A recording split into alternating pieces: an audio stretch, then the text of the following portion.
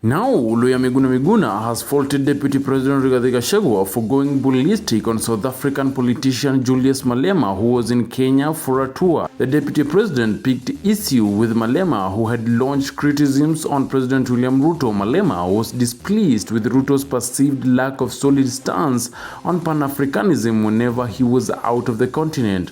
In one instance, the outspoken parliamentarian questioned William Ruto's position on the Palestine-Israel conflict, which he said does not represent that of a Pan-Africanist. He said this, and I quote, "I asked, why would you claim to be a Pan-Africanist? Because Pan-Africanism is necessitated by the fact that we are an oppressed and dejected nation as Africans, that everyone rejected should find sympathy in us. Palestinians have been isolated and killed in their own land, just like Mau Mau here in Kenya." Then Ruto says he is with Israel. How do you say that? End of quote.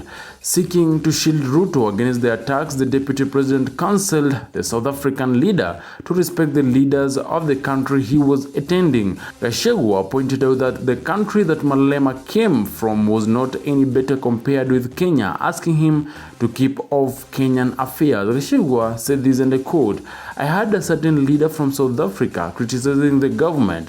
He doesn't even know Kenya. We would like to tell leaders to respect the leaders of the countries they are visiting. I was in South Africa and they rationed electricity for 7 hours, but I did not criticize them." End of quote. However, coming to Malema's defense, Miguna said he was at liberty to spotlight leadership flaws regardless of his identity and nationality. The lawyer asked the Deputy President to positively take criticisms from outsiders like Malema and focus on the weight of their counsel. He said this, and I quote, "You are wrong, Rigathi. Why shouldn't Julius Malema criticize Kenyan leaders when he believes that they are hypocritical?